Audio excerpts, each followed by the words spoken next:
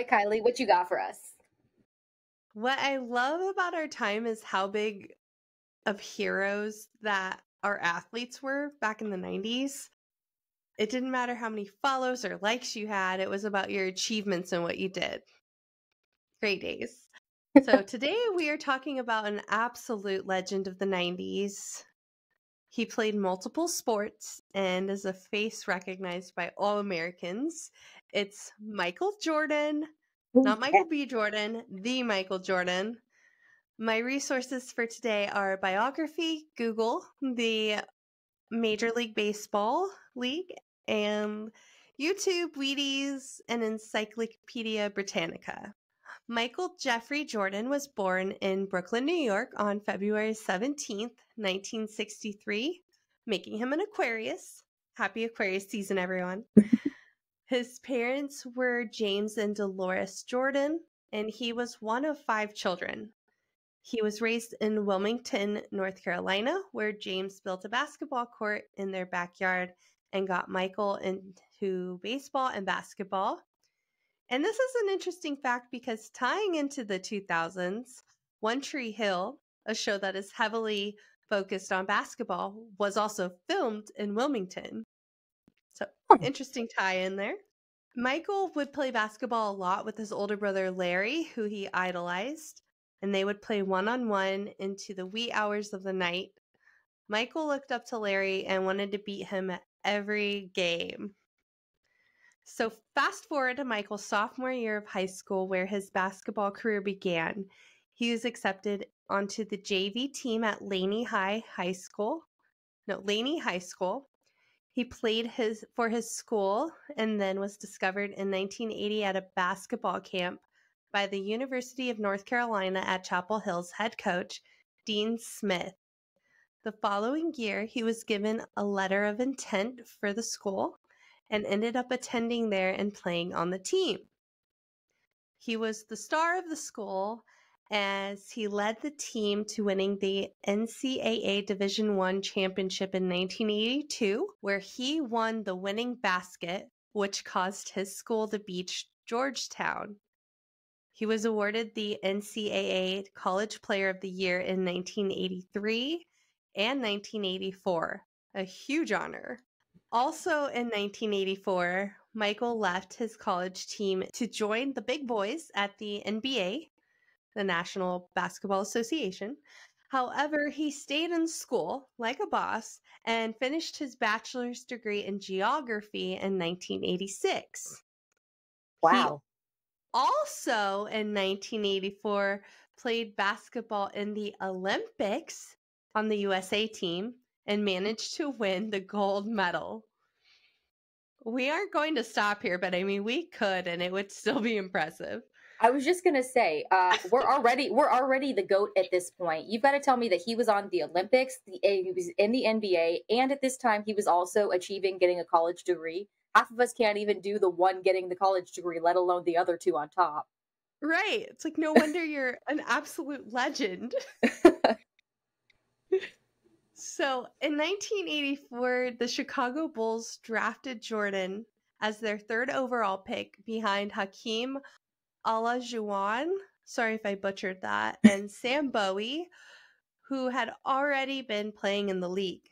Mind you, this draft had some great already established players like John Stockton and Charles Barkley. So pretty impressive he was their 3rd pick. He chose the jersey number 23 as it was close to half of his brother Larry's jersey number in high school, which I thought was super sweet. That has to be some type of feeling knowing that Michael Jordan wants to be just half of your level. Right. That has to be an honor. Oh. He really thought high of his brother. So cute. As an oldest sibling, I wish I had an older brother to feel that way about. I was just gonna say, I was like, we're both older siblings, and so I wonder what it feels like to have an older sibling to like aspire towards. Angelica, let me know. I'm just kidding. I always wanted an older brother. Same, because you wanted that protection too, like they were gonna take care of you. Yes. Okay, sorry for that tangent. He was 6'6" and great at everything, honestly. He was good at passing the ball, which is important on any team sport. And he was an aggressive defender and a talented shooter. And I mean, those are your big threes for playing basketball. So he's good at all of them. He's a shoo-in. So that year, he led the Bulls to the playoffs and scored an average of 28.2 points per game, Jeez. scoring him the Rookie of the Year award and being chosen to play in the All-Star game. And if you don't know what the All-Star game is, it's a game with teams composed of the greatest players in the game, no matter what team they're signed to. And if you want to check this out, the All-Star game just happened this past Sunday. So I'm sure you can find some footage of that if you were interested in checking that out for this year. They're fun to watch. I remember watching some back in the day, obviously like when you dated guys who were into sports and Sports Center and all that crap. And that was honestly one of the more entertaining things to watch when it came to sports, because it really is best of the best. Yeah, and then they throw in the celebrities too, so it's fun. Totally. And when you do all of that in your first year, you also get to reap the benefits. So in 1984, Michael Jordan also signed his first deal with the one and only Nike. This led to the still popular today Air Jordans to be released in 1985. And I remember kids in elementary school wearing Air Jordans. I grew up in the Payless shoes, so for a while I had no idea what they were talking about, but I knew they were cool for having those shoes. And then we got the Shaq shoes at Payless, if you remember those. Oh, yeah. Which now they carry those at Walmart, fun fact. Oh. Poor guy. Yeah, I've seen them there. But back to Air Jordan. In this deal with Nike, they granted him 25% of the royalties for the line, which is insanely good for a deal like that. Air Jordan has since branched out beyond sneakers and now have other apparel available. For reference on how successful the Air Jordan name is, it brought in $2.9 billion with a B dollars for 2018 alone. Wow. And Homeboy's getting 25% of those royalties. You do the math. Oh my God. Clap, clap, clap on that deal. Yes. And this is just the first of many business ventures in Michael Jordan's career. In 1988, he was on his first Wheaties box, and we all know what it means to be on a box of Wheaties cereal. You are an elite, iconic athlete. Only the best of the best professional athletes are on the Wheaties boxes. And to date, he has been on the Wheaties box 19 times. Wow, good for him. He also signed a 10-year deal with Coca-Cola, doing commercials and ads with them as well. Michael Jordan was the man you wanted to be supporting, or was the man you wanted supporting your product back in the early 90s. And in his second season, he played with a broken foot. Ouch. Ah. Yeah, it takes great determination to play professional basketball with a broken anything, but to run on your foot. Ah. And we know that like players now get taken out for almost entire seasons for less. I mean, so yeah, like a broken finger. Yeah. Yeah, and despite this, he scored over 3,000 points during this season. Which had not been done since Wilt Chamberlain in 1961. So he made a record with a broken foot. Wow. So at this point, with Jordan on the team, the Chicago Bulls are the hot new thing. They're who everyone's rooting for and watching. He got Chicago to the Eastern Conference Finals in 1991, 1990 fun. And the team won the finals against the Los Angeles Lakers. In 1991, he also once again played at the Olympics and scored another gold medal for the USA. They scored another ring in 1992 against the Portland Trail Blazers. And then again, the next year, they won against the Phoenix Suns by 1 point. He partnered with Gatorade for a campaign in 92, while inspiring kids and adults alike to Be Like Mike. And the commercial was a compilation of clips from Jordan's games in the NBA, and Jordan playing basketball with kids on the basketball court in the park, and people at the park drinking Gatorade while a song plays about being like Mike. At this point, Michael Jordan was a hero and someone for kids to look up to. 1993 was a point of change for Michael, though, as his father was murdered, and this definitely took a hit on him. This, on top of all the stress that came from his success and fame, was weighing heavily on him, and he took a step away back from the NBA and pursued a career in baseball. That's right, Michael Jordan, the Michael Jordan, who is a basketball hero at this point, is at the peak of his career, or so we think, is switching sports. So, to everybody, this is mind-boggling. But Michael Jordan began playing for the Birmingham Barons, which are an affiliate of the White Sox in the Double-A Baseball League in 94. I'm going to say that again because my phone just went off. It was really funny. But I heard it and I was like, honestly, you should leave it though, because it was kind of perfect and iconic. Sorry, I kinda guys, my loved phone it. went off. If you're wondering what that Kim Possible sound was, that was my phone. But yes, so an affiliate of the White Sox in the Double-A Baseball League in 94. So that's not the majors, but you can't be bad at baseball to get into this league. You have to be pretty good.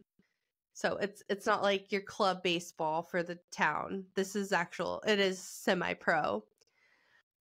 So he hadn't played baseball since he was a kid, yet he managed to play so well that he gained the respect of his teammates.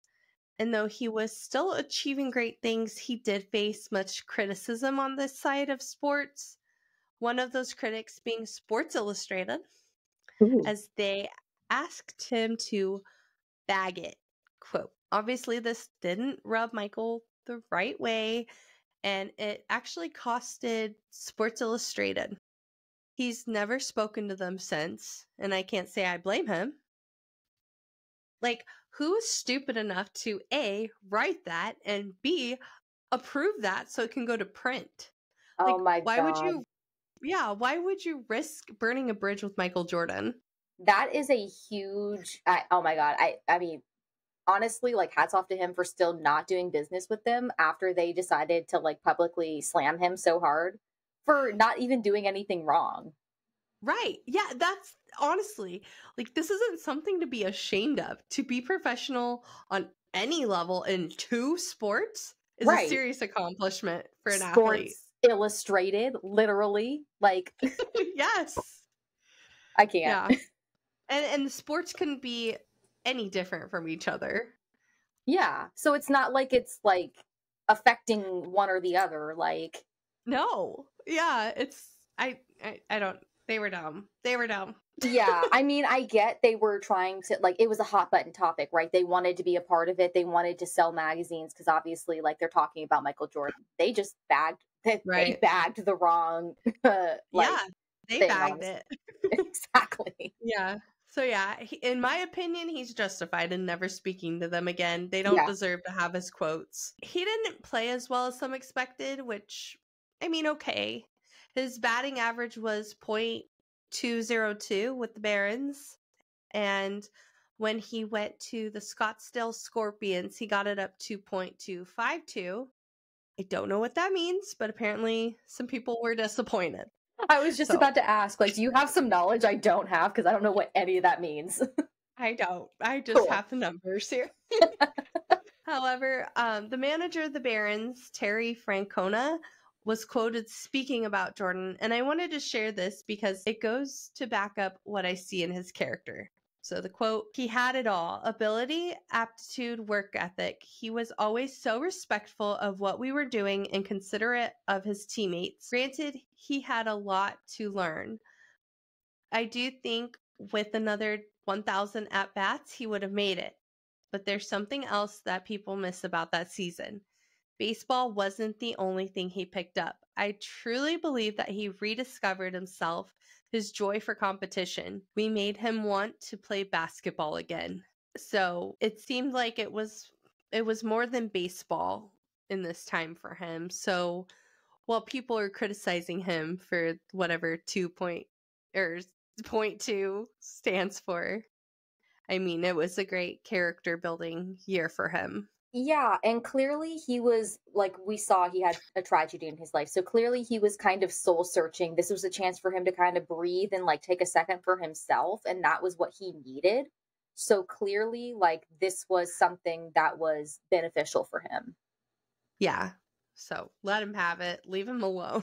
Yeah. In 1995, he made his return to the NBA and gave a 2-word press release to announce this: I'm back. Of course, everyone was very excited to have him back in the NBA and to see what he'd do next.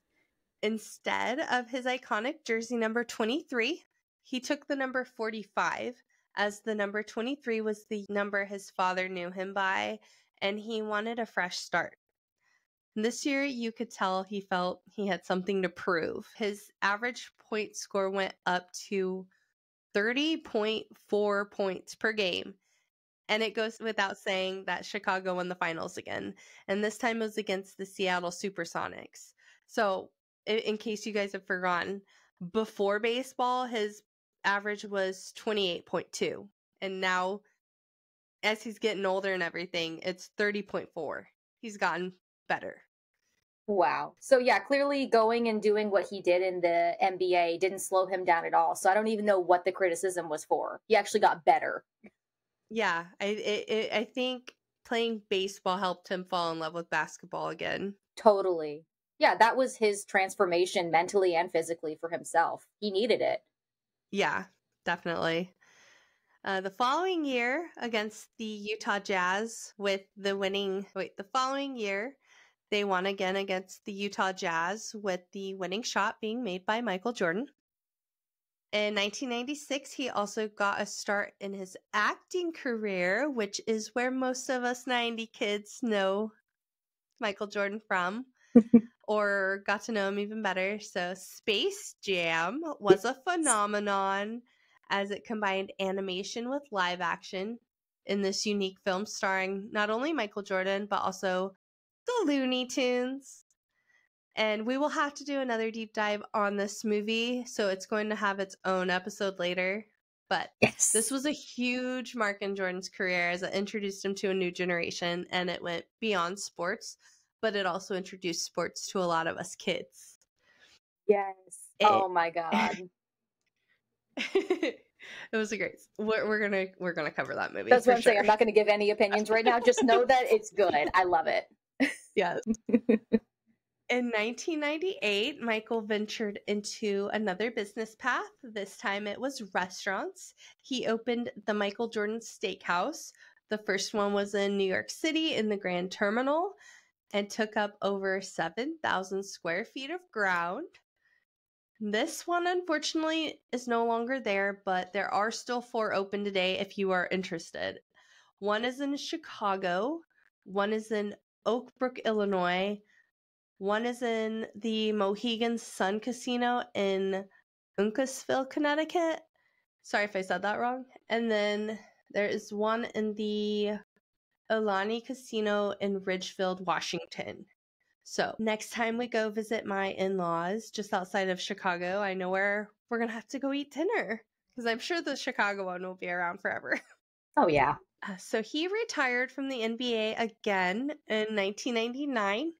And over the time of his career, he won 6 champion rings in 91, 92, 93, 96, and 97, and 98.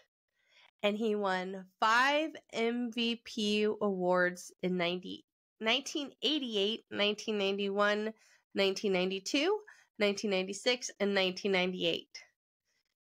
After retiring, he bought the Washington Wizards in 2000. Then he caught the bug again, and he decided to come out of retirement. He traded title of owner for player again, and he played for the Washington Wizards for one last season. And in 2003, he retired from basketball for good. So here are some stats on his basketball career overall.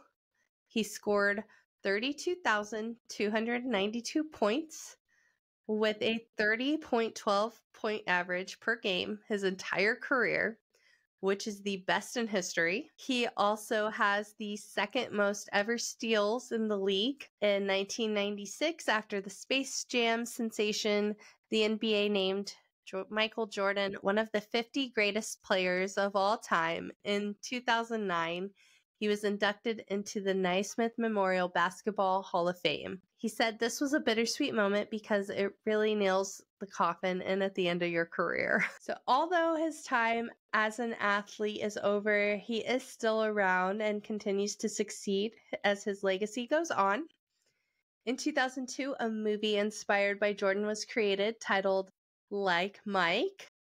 And this movie starred a young rapper, Lil Bow Wow, who played a young kid who happened to get his hands on a used pair of shoes that happened to belong to Michael Jordan. And when he put the shoes on, he would play like Mike.